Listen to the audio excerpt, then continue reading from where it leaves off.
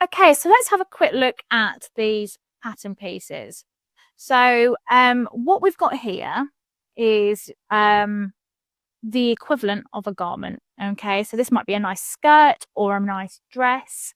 And we are going to be putting a pocket in the seam here.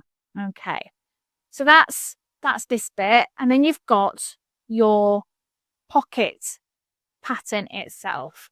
And quite often you need to cut 4 because the pocket is made up of 2 pieces and you have 2 pockets, so it's 4 in total. So what we can see on this inseam pocket is that we've got some notches, we've got some tailor tack points, which will indicate that there's an additional instruction that we need to follow. And then we've got a dashed line, which is indicative that there is stitching that needs to take place, which is not with the seam allowance. So we're going to need to pay attention to that. So I've transferred this information onto the pocket pieces. So I've got my tailor tack points and my notches, and I haven't done the stitching line because it's not really necessary at this point.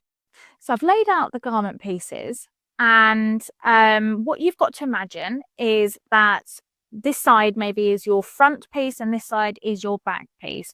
So we're working on the same side of your body, but one's the front of it and one's the back. Okay.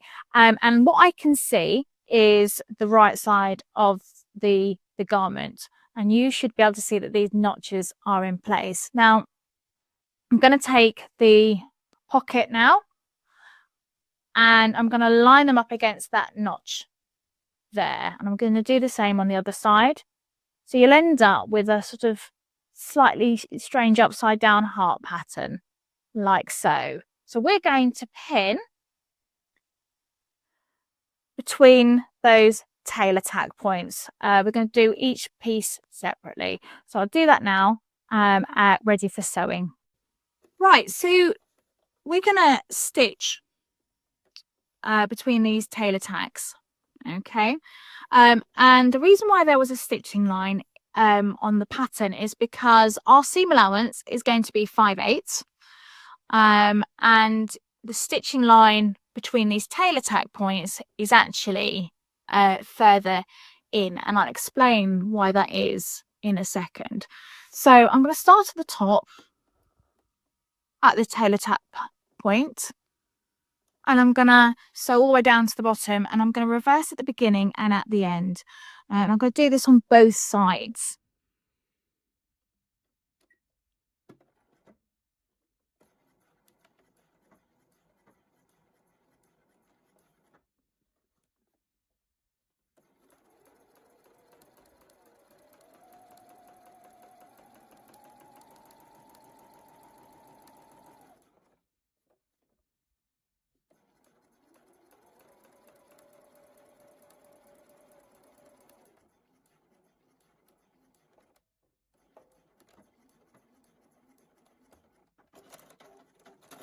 So these have now been sewn. So the next thing we're going to do is we're going to press the pocket away from the garment over the seam allowance. So if I just show you this one, I'm folding it against that stitching line and I'm just giving it a press like so.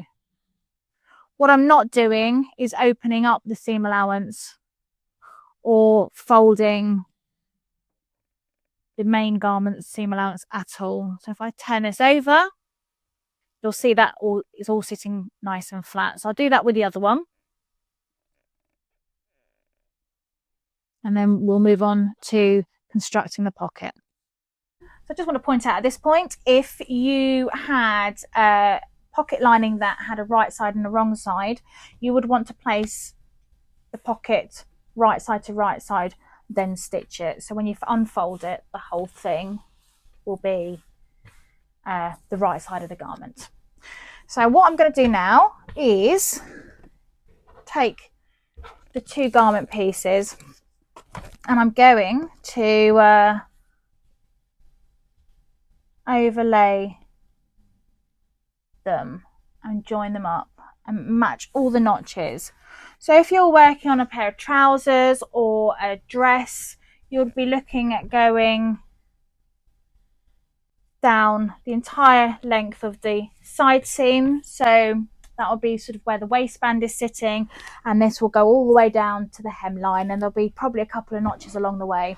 So that's sitting nicely, and I'm going to pin now around the pocket, and I'm going to pin down the entire length of the side seam before we move on to the sewing. So that's now been pinned together and looking fabulous. So we're now going to go ahead and stitch this. So our seam allowance would be 5/8. It doesn't necessarily mean that's your seam allowance, but for the sake of this project, it's going to be a 5/8 seam allowance. So we're going to stitch from the top of the waistband down, and then we're going to stop when we get to this tailor tack mark, which is where you started your initial sewing. Okay, and then we're going to pivot and we're going to start sewing around the pocket.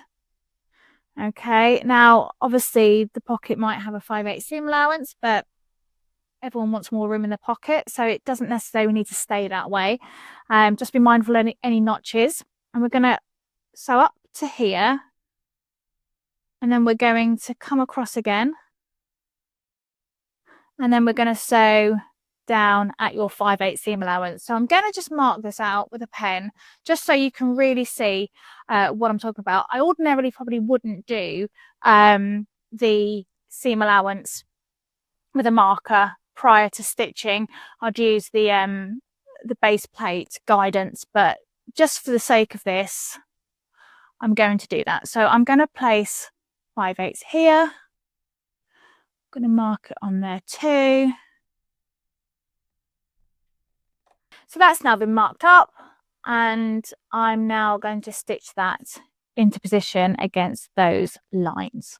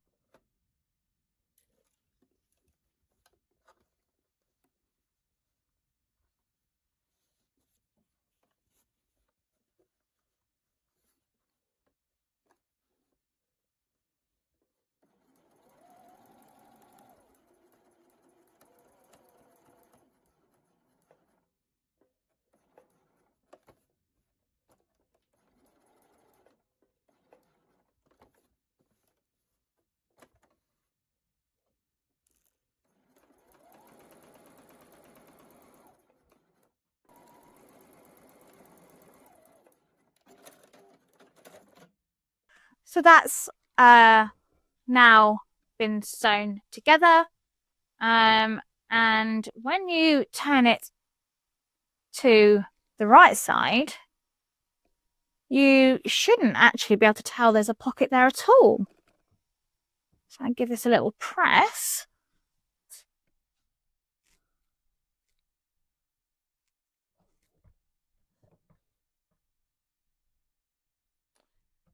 It's almost seamless.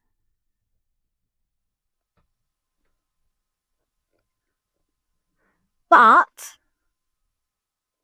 here we've got our pocket, and the reason why we stitched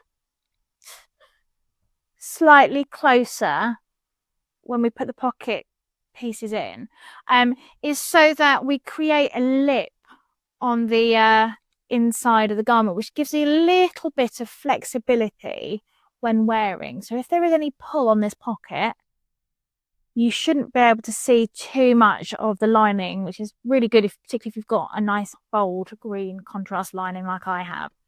So the only thing we need to do now is finish this off, and I'm going to start by just releasing the seam allowance of the main garment. So I'm going to take a pair of snippers. I'm going to snip up, but not through this stitching line of the main seam allowance, and then I'm going to do the same again on the other side.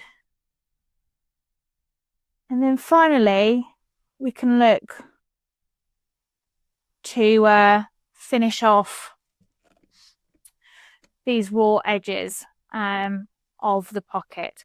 So you can zigzag them, or you can look to pink them. So I'm going to pink them just to give you a really nice understanding of how it will look when it's all finished off.